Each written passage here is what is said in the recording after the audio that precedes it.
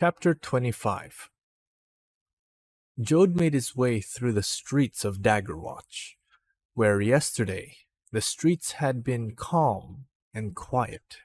Today, the garrison district was thronged with people.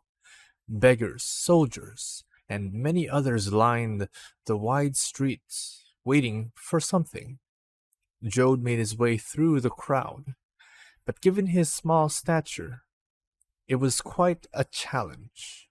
He squeezed through a jungle of shifting legs and feet, dodging boots and kicks. After a few minutes, he felt the need to escape from the chaos, if only of a moment. Passing by a large storm drain, he considered a moment, then crawled into the hole. The tunnel was 3 feet across, and the walls were crusted with dirt and mold. Insects scurried into the shadows, and the stench of rot filled the air. The passage dropped down nearly 6 feet before ending in a metal grate. It was the perfect sanctuary for a curious halfling, and that's exactly what Jode found there. The self-appointed guardian of the grate was a ragged halfling who would have seemed more at home in Highwalls or Mallion's Gate than a respectable garrison district. His profession was clear. A few scraps of cloth and leather lay at his feet, the remains of purses and pouches sliced apart with a deft hand and sharp blade. Most of his dark hair was gathered in a thick braid that fell down his back. A small plait of hair fell along his left cheek. His eyes were bright, and so was the blade of the curved dagger he held in his hands. "Jolatunda!" Jode called. The stranger's plate was the mark of a Talentan scout, and Jode hailed him in the halfling tongue. This salutation could be interpreted many different ways depending on the relationship between the speakers and the time of day. Under these circumstances, it could be generally translated as greetings, one who is not my brother in blood, but yet might become one in friendship. The stranger studied him, then blew on his blade, a symbolic preparation for battle. "This is my ground, Oraska." His voice was high and raspy. In this place, the word Oraska meant one who seeks to steal my livelihood, or lizard meat seller, or in the case of a dispute between lizard vendors, both. Jode held up his empty hands. "I have no interest in crowns and copper," he said. "I simply sought shelter from the Gorland Tor." The term meant stampede, or more literally, thundering herd of pea-brained creatures that a just deity should never have made so huge. The stranger smiled slightly at that, but kept his blade at the ready. "I am Jode, and I ask forgiveness for the intrusion." He dropped to one knee and laid both his hands on the steel grate. "I ask for your protection as I pass across your land." By tradition, this was a polite way of saying, "I'm harmless, but follow me if you want to make sure." The other halfling considered for a long moment, then finally tucked his blade into his belt and held out his hand. "I am Morasco, and I give you welcome for the length of your stay." He helped Joe to his feet. "So, you aren't expecting the carnival then?" "Carnival? The Carnival of Shadows has come to town. It will soon pass by on its way to the Talain Coliseum. The crowds have gathered to watch the open parade, and it is good hunting for my swift blade." The Carnival of Shadows. The elves of House Fiarlan were known across the length of Corvair as the finest actors and entertainers in the land, and the Carnival of Shadows was a jewel in their crown. a blend of magic, skills honed over the course of centuries, beasts, and exotic entertainers drawn from across Eberron. The wonders of the carnival were a thing of legend. Even as Jode absorbed this information, the crowd cheered. Apparently, the parade had just come into view. He sighed. Normally, I would be overjoyed to see such a spectacle, but I imagine it will make my travels even more difficult. He glanced thoughtfully down at the metal grate. I don't suppose that you know any secret paths that pass beneath the street and the many feet above? Moresco gave him an appraising glance. Where do you wish to travel? The Dagger Watch garrison. Moresco raised an eyebrow, but Jode simply smiled and shrugged. Outside the tunnel, some sort of exotic beast gave an eerie, fluting cry. I may know a path that would be safe to travel, but you must act quickly if you wish to make use of it. Tell me what you have to offer in exchange for my secret knowledge. Would that I had my treasures on my person, Jode said, but all of my possessions were wrongfully taken from me by a zealous watchman. I was contacted by an honest sergeant, a rarer beast than any of you may have seen in the carnival, I imagine, who has promised to return them to me. Escort me to the garrison, and I can offer you a ruby the size of your nose, or a Targath charm that will protect you from disease and infection. Moresco considered the offer with narrowed eyes, then nodded. Very well. I will show you the path, but we travel above the streets, not below. The sound of drums and elven pipes drifted down from outside. Moresco cocked his head, then grabbed one of the rungs on the wall of the drain shaft. Follow me, quick and close. They emerged into a sea of sound and motion. Jode had heard stories of the Carnival of Shadows, but he was not prepared for what lay beyond the drain. Sharn was infused with the magic of Sirania, energy that enhanced all powers of flight, and the parade presented wonders that could be shown in no other city. Through the forest of people, he saw acrobats dancing between floating platforms, miniature citadels of crystal and stone, each carved to resemble one of the royal palaces of Corvair. As the performers tumbled through the air, glowing figures darted after them. Ghosts? Illusions? From the ground, it was impossible to tell. Hidden musicians wove webs of melody that were so dazzling and hypnotic that Jode almost missed seeing the manticore that soared overhead. Then he saw the men suspended 40 feet above the street on massive stilts decorated to resemble the towers of Sharn. Perched atop their stilts, the walkers wore costumes patterned after the racing beasts of 8 winds. Jode could see a griffin, a hippogriff, and a pegasus, and he assumed that others would follow. Quickly now, Moresco said. The halfling had his knife in his hand, and he tucked it between his teeth. They darted between boots and squeezed past shins, slowly making their way to the street itself. As they reached the very edge of the crowd, a massive stilt came down right in front of them, and Moresco leaped onto it. Jode held his breath and jumped, digging his fingers and toes into the cloth and papier-mâché surrounding the massive pole.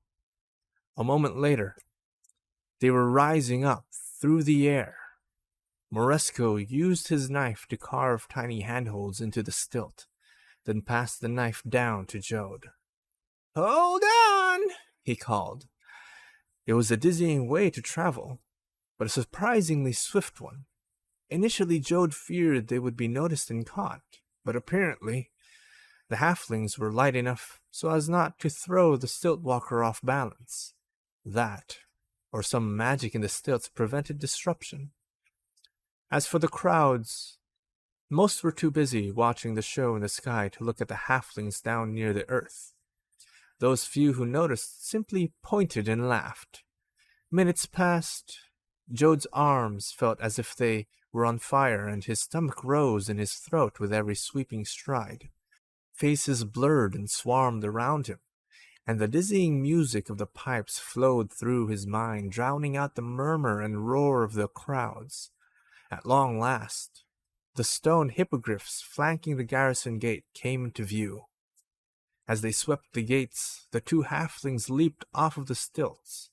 The guards were keeping the area before the gates clear of crowds, and the two tumbled across the cobblestones and came to a stop at the foot of a puzzled officer of the watch. Jode stood and brushed himself off. His knee ached, and he foresaw many bruises in his future. "Kenda!" cried Moresco. "Let us fetch your many treasures, then find a suitable hole to celebrate our adventure." But as he expected, Jode saw an avaricious gleam in the eyes of the cutpurse.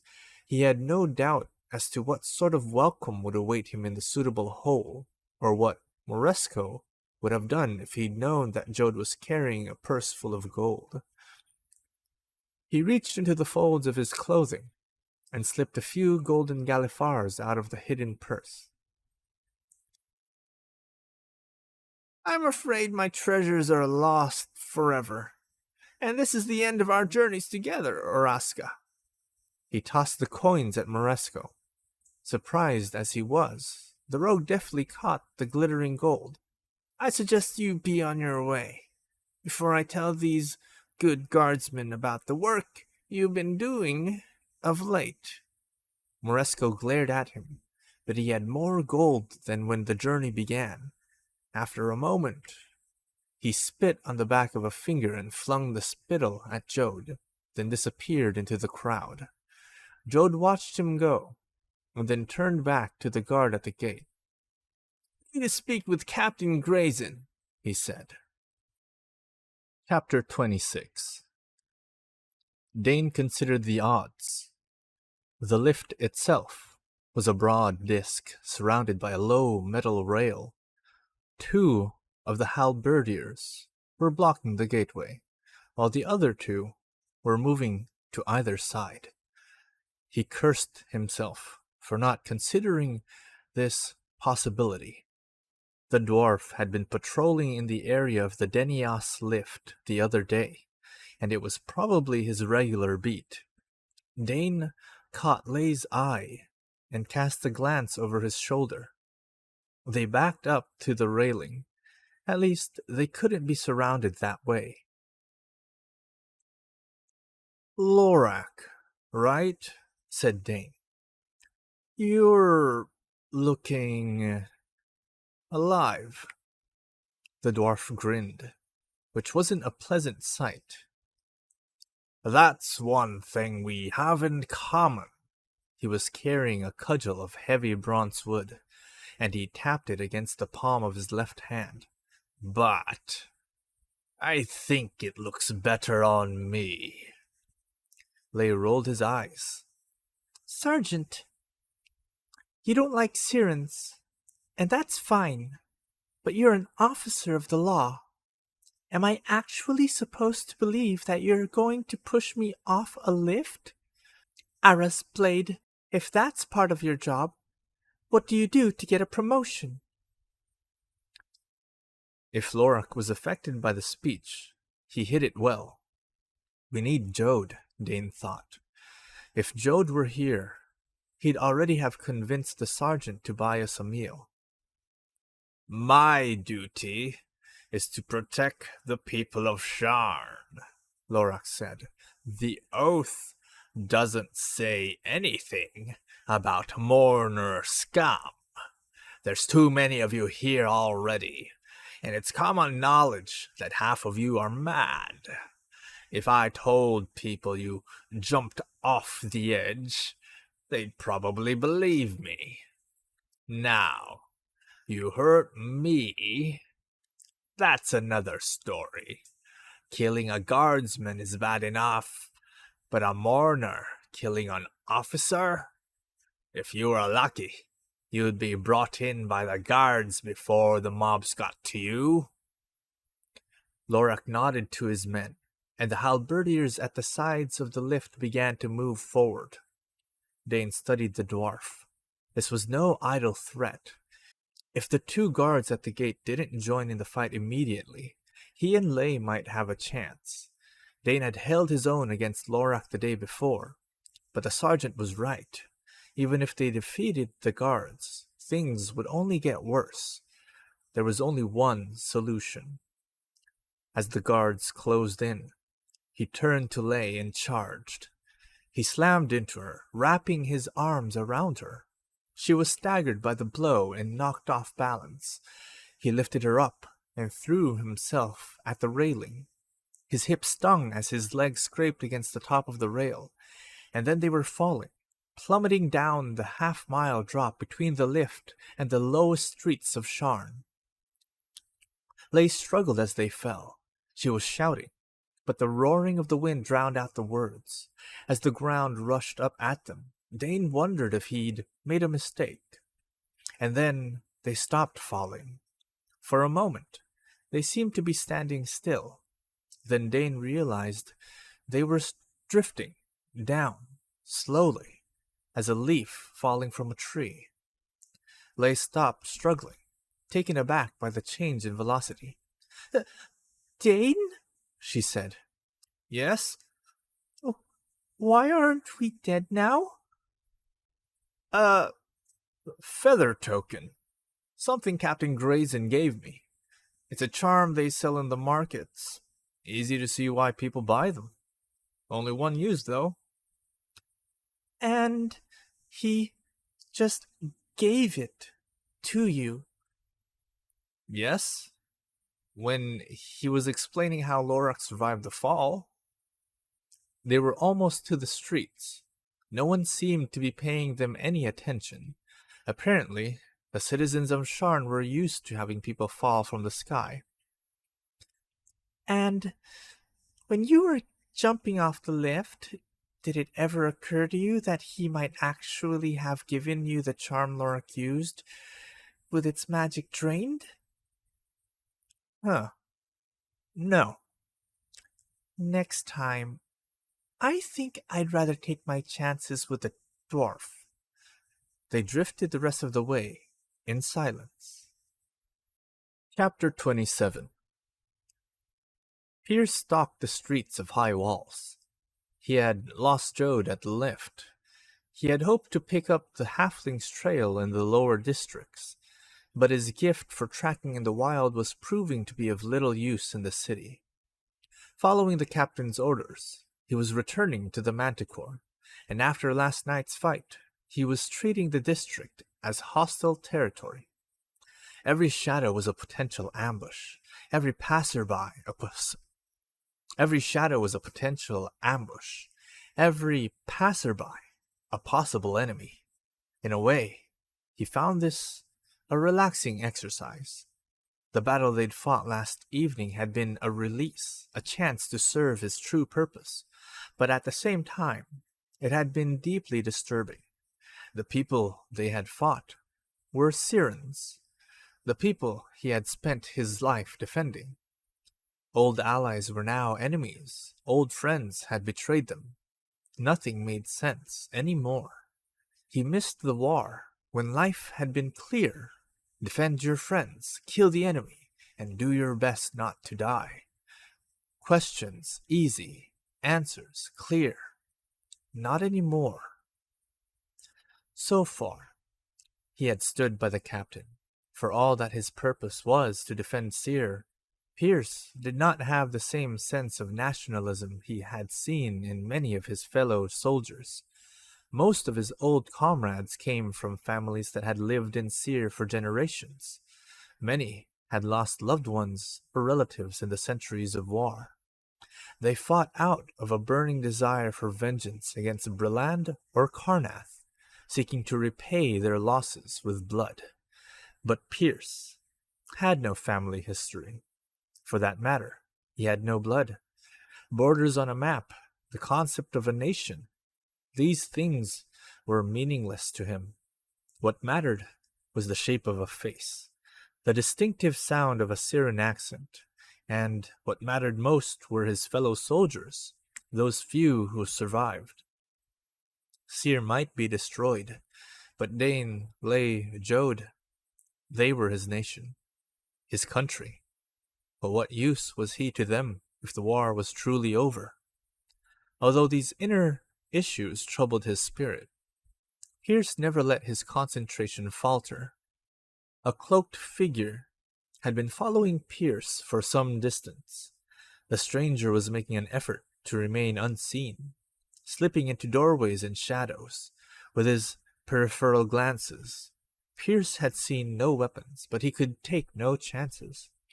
A sense of calm settled over him, and the doubts of a moment ago evaporated.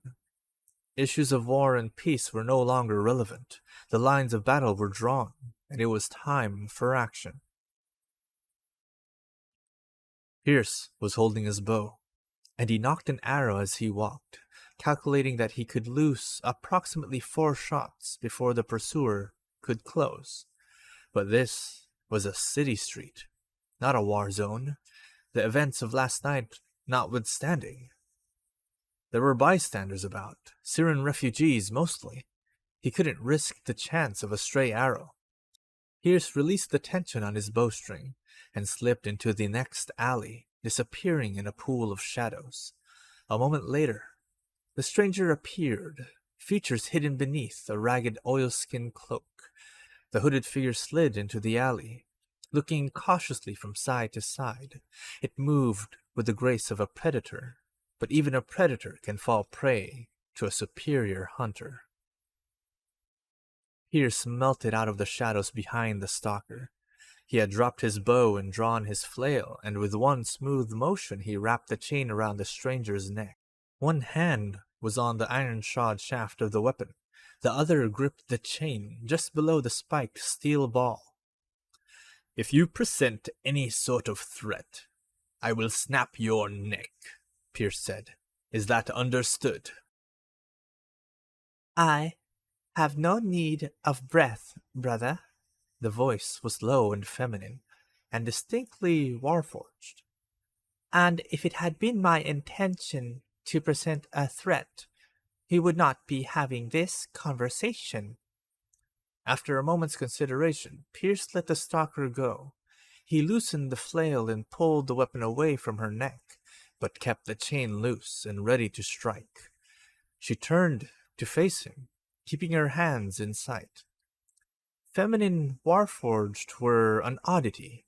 The Forged were fundamentally inorganic, and while body designs varied slightly based on the duties of the Warforged, functionality was the first concern. Piers had never met a Warforged that had a feminine appearance, but he had met one other forged with a female voice and personality. Perhaps the Maidrites who built the Warforged thought it was a better match for her military specialty, or perhaps it was just a quirk of an isolated female artificer who wanted to put her mark on the Warforged she created. This Forged was smaller than Piers, and lightly built. In some ways, she reminded Piers of Lay. She'd done a remarkable job of hiding her armored body beneath loose clothing and her cloak.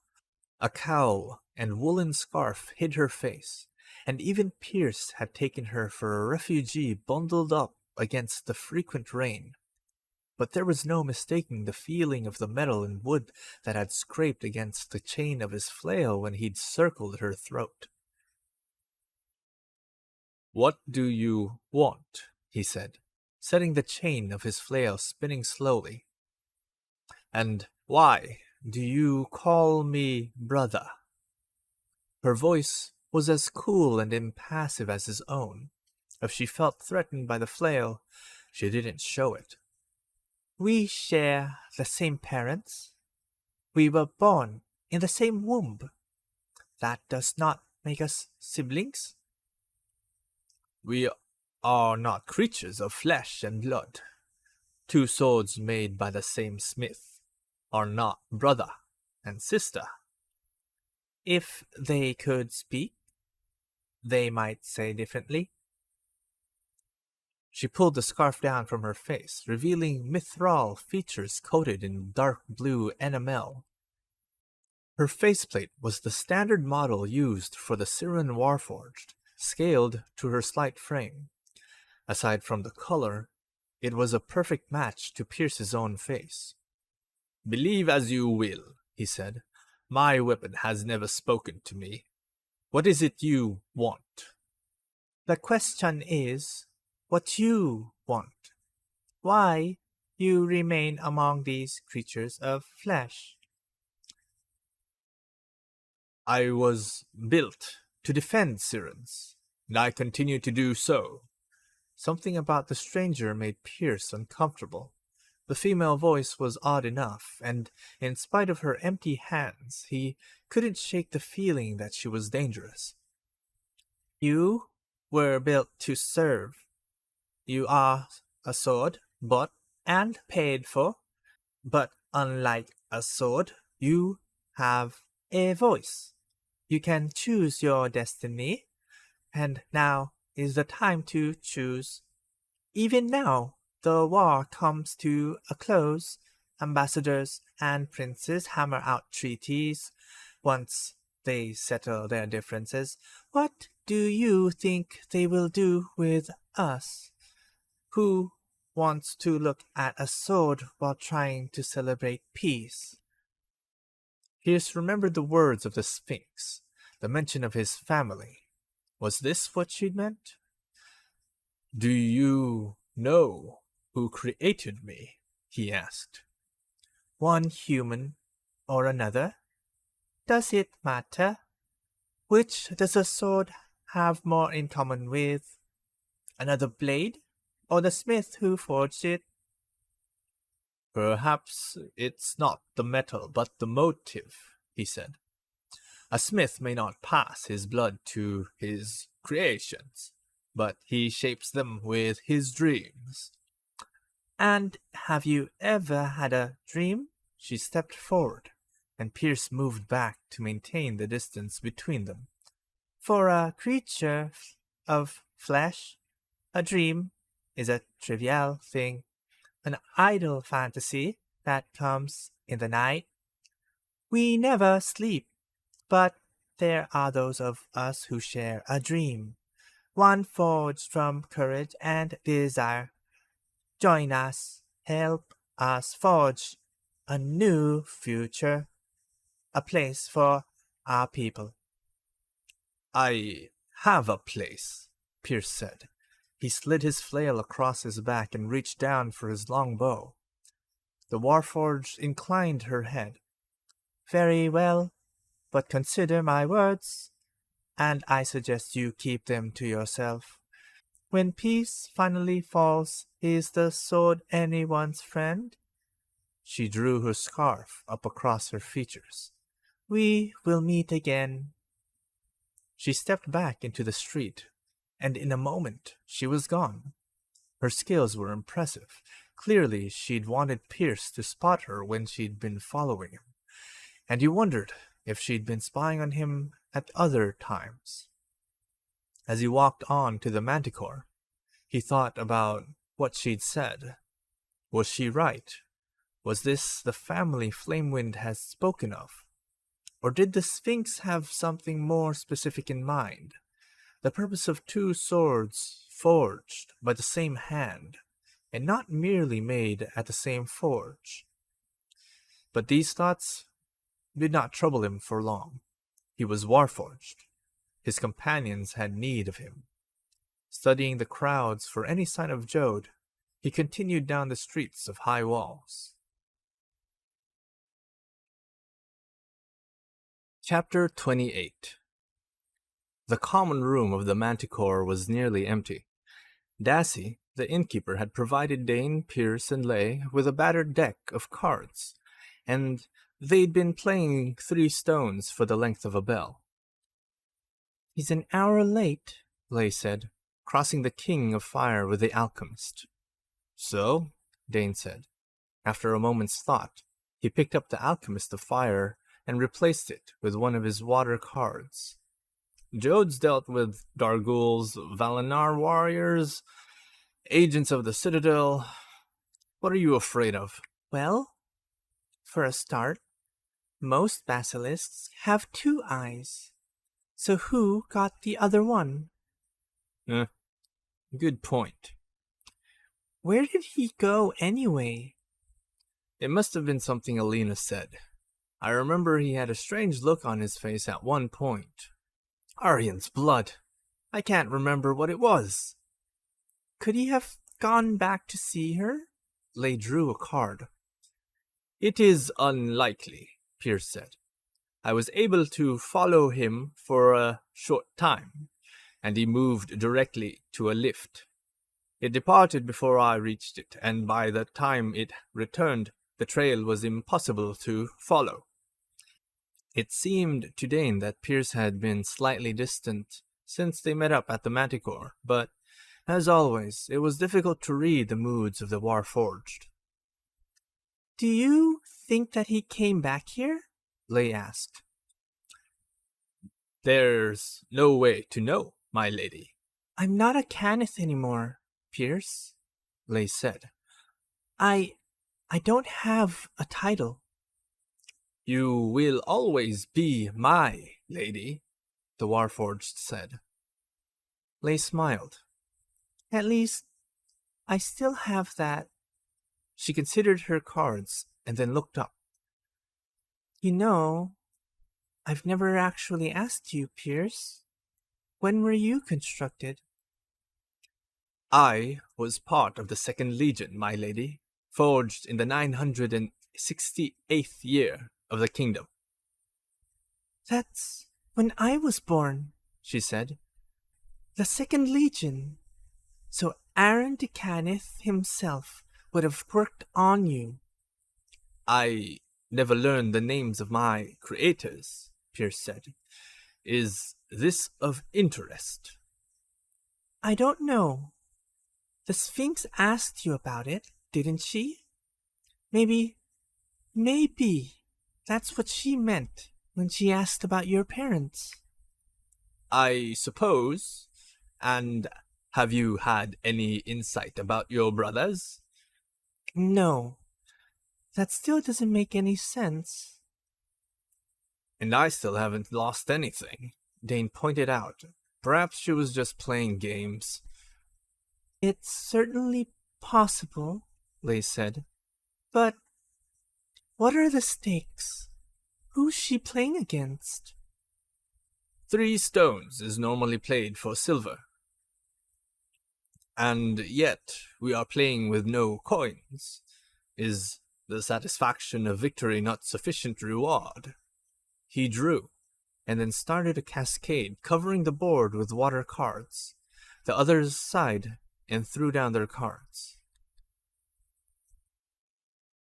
Greykill showed up as the 5th bell was ringing. Well met, my friends, she said, driving the air from Dane's chest with a powerful embrace.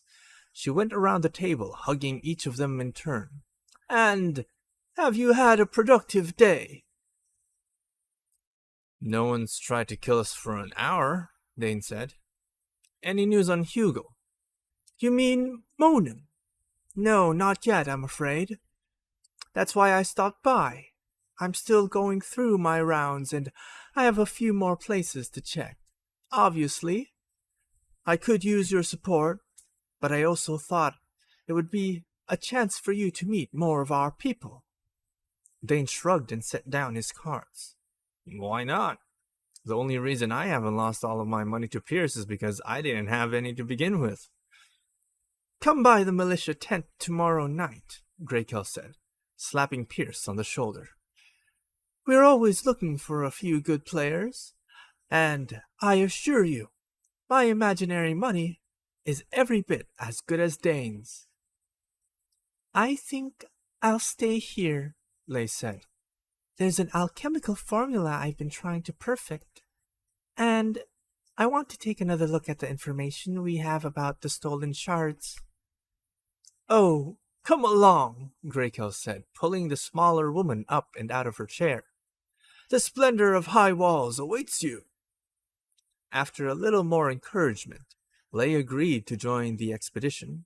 Piers agreed as well, stringing his massive bow. There are still many dangers in this area, he said. I believe it is best if we remain together. That's the spirit, Greykill said. She studied the markings on Piers's torso plating. Second Legion, right?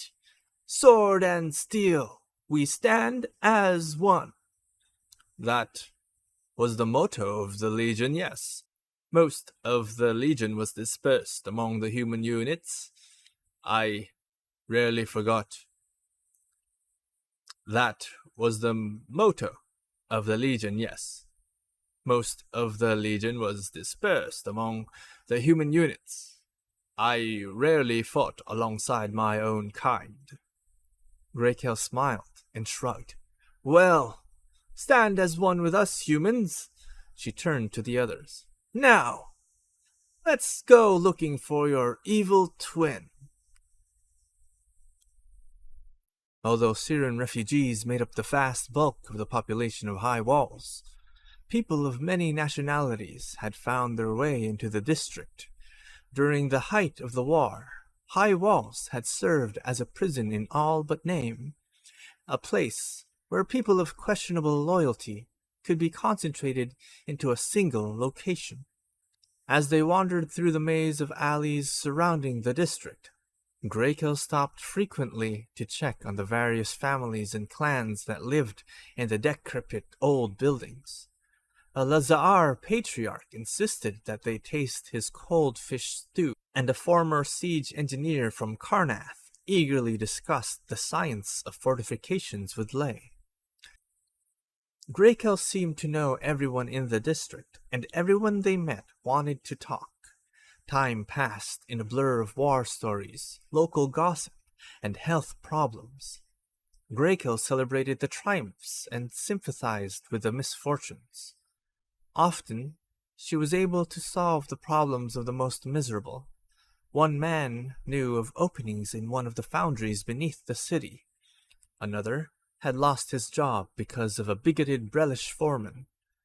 It soon became clear why Greykill had asked Lay to come along. She'd picked up on Lay's skill as an artificer and convinced her to fix broken tools and furniture. She wove a web of connections across the community, and Dane was impressed by her knowledge and charisma. But there was no sign of Hugel. Did you actually expect to find Hugel in there?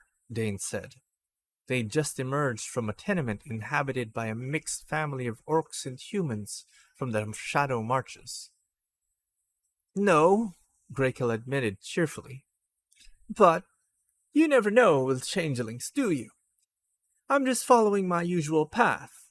I believe the most likely place to find your friend is up ahead.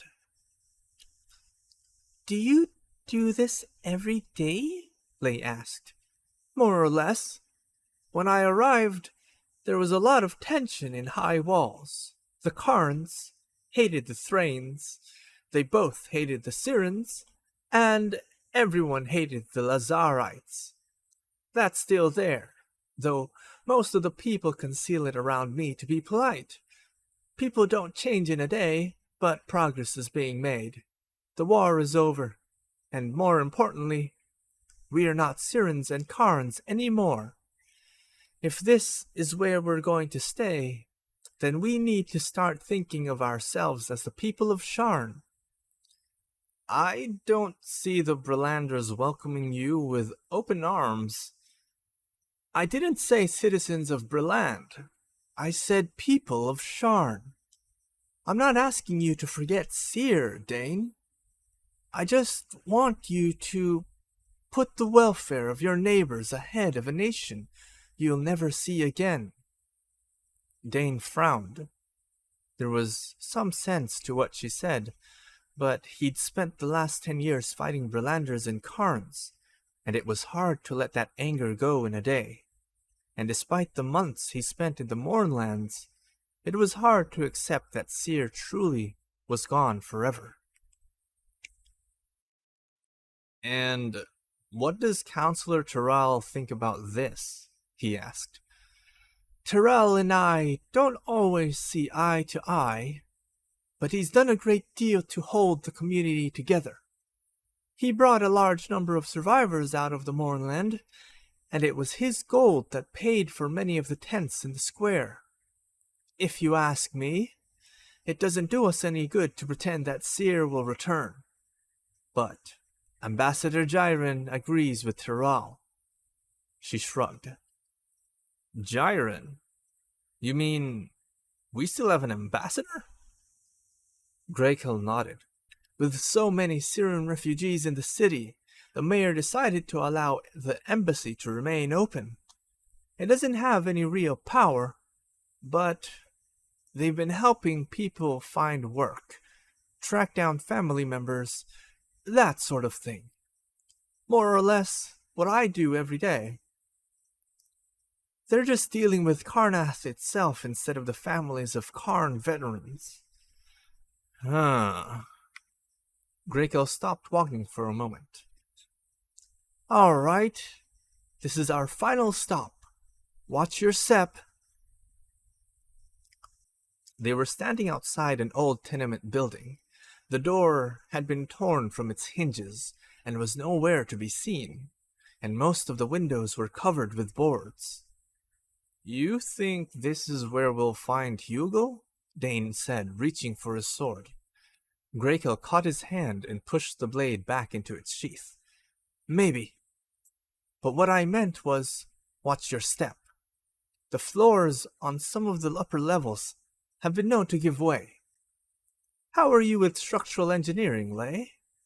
Lay shrugged. They call this place Dolor's Doorstep, Greykill said, leading them through the shattered doorframe. It's one of the oldest Syrian enclaves in the district. A tent in the square would be safer, but the people here have their own sense of community. You'll see. The hallway reeked of sweat and urine. There was an emaciated old woman dressed in a rotting robe stretched out on the floor of the atrium, and for a moment Dane thought she was dead. When she turned to look at them, her eyes were glazed and staring. Dream Lily, Greykill whispered. Arian only knows how the people here afford it. She walked over to the old woman and pulled her to her feet. Cilia, Greykill said, why don't I take you back to your family? The old woman gazed at Greykill without recognition. I'm comfortable, she said in a cracked, reedy voice. Nothing touches me here. Dane glanced at Lay, who shrugged. He wondered if Jode could do anything for the woman. He doubted it. The power of Jode's dragon mark had little effect on mental afflictions. Come along, Cilia, Greykill said, taking her arm. Let's get you home. Well, you're always willing to lend a hand, aren't you? Dane turned to face the new voice. 3 people had just come in from the street. The speaker was a massive man, almost as large as Piers. Dane guessed he had some orc blood in his veins, though it didn't show on his features. All 3 were dressed in stained and ragged clothing, and the leader was carrying a club of polished wood. We take care of our own, he said, and his deep voice was alive with anger. He gestured, and one of his companions came forward, a shifter, her fur filthy and matted, her fangs showing signs of rot and decay. She pulled Cilia away from Greykill and dragged her down the hall. Doris, Greykill said cheerfully. Just the person I wanted to see. She walked to the angry man as if to give him a hug, but Doris moved his cudgel between them. I've told you before, he said. "I don't want you here." He glared at Dane and spat at his feet. "Or your pathetic lapdogs." Dane moved forward, but Greykill stopped him. "Is there a problem?" Dane snapped. Doris pulled Greykill aside and stepped up to Dane. He was at least 4 inches taller than Dane and heavily muscled. Contempt surrounded him like a cloud.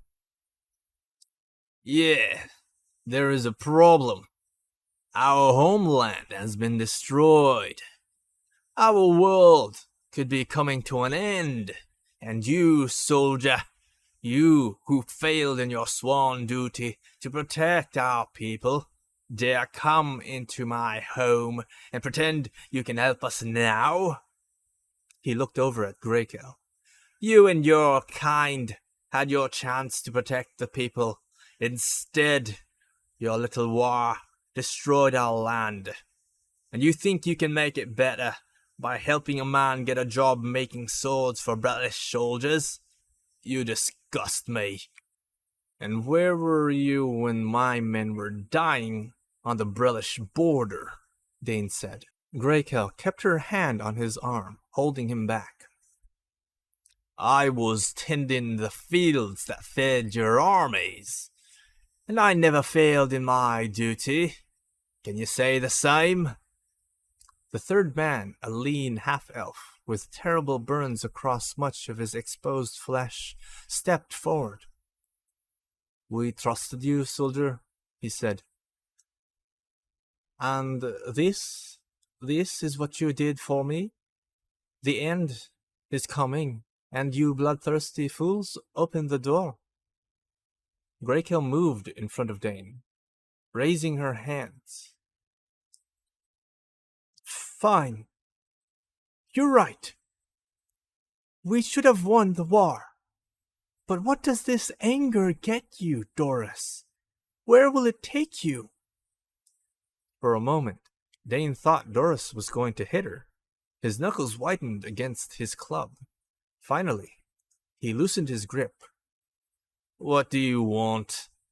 I told you I never wanted to see you here." "I'm looking for someone," Greykill said. "I'm sure you remember Hugel or Monin. Either one will do." "I haven't seen either in over a day," Doris said. His eyes narrowed. "Why? Have you found them work as street performers?" "Actually, you'd be surprised," Greykill said. "I think they'd have a real knack for it. But I was wondering, did they have any friends? Other people who haven't been seen recently?" "No. There are no friends here. Only survivors." Greykill rolled her eyes. "Life is miserable and hard. You've lost everything. I hear you. And you know what? I've lost everything too. But whatever you may think, it's not the end of the world. We just need to let go of the past and embrace the future to begin again." "Very inspiring. But have you been to the ruins of Seir? Have you seen what the war has left behind? If you'd seen what I've seen, you'd understand. We've seen the end, and it's only just begun." "Well, it's always a pleasure, Doris. If you don't want to see us here, I suppose we had best be on our way. Just one more thing.